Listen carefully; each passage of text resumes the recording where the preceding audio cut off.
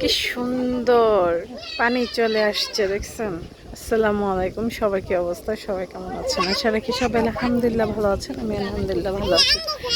একদম সুন্দর পানি চলে আসছে, বর্ষা মাসের পানি, বর্ষা মাসের একদম পানি চলে আসছে। এই রাস্তাটা দিয়ে কিন্তু আমি সেদিন এসে গেছি, আপনাদের ভিডিওর মধ্যে দেখাইছিলাম যে ওই যে আশিয়ান মেডিকেল, আর আমি এদিক দিয়ে আসছিলাম, কিন্তু আপনার এখন একদম পানি ভরে গেছে।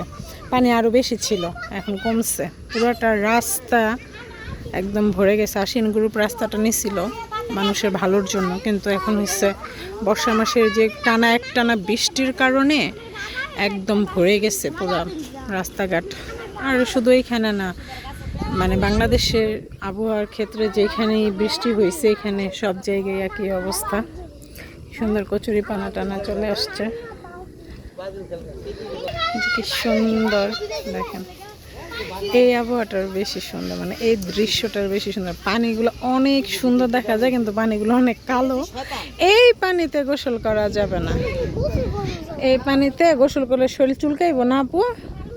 এই যে আমার ছোট বোন,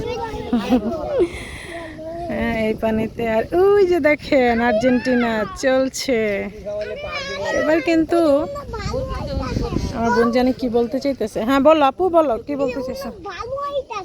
ওদিক দিয়ে, ও এদিক দিয়ে আবার বালু ফালাইতেছে নতুন করে, জানো।